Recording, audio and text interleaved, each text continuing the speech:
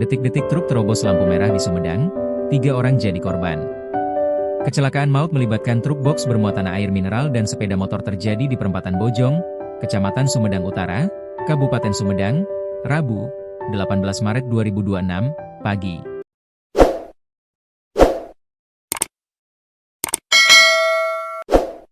Dua orang pengendara motor dilaporkan meninggal dunia dan 1 orang terluka setelah tertimpa truk yang terguling. Evakuasi sudah dilakukan.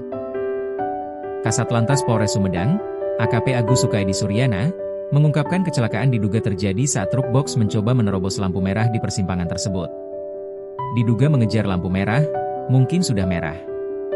Di depan, ada 2 sepeda motor. Kaget. Digi bekeun, banting setir, dan oleng, ujar Agus kepada Tribun Jabar. ID. Menurutnya, truk yang kehilangan kendali kemudian oleng dan menimpa 2 sepeda motor yang ditumpangi 3 korban. Oleng menimpa 3 orang itu, diduga menurut data sementara kedua korban merupakan warga Pamarican, Sumedang, dan 1 orang lain belum diketahui identitasnya, katanya.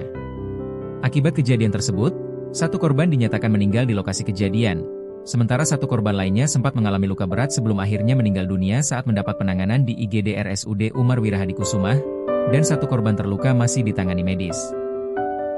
Hingga kini, kasus kecelakaan tersebut masih dalam penanganan lebih lanjut untuk memastikan penyebab pasti kejadian.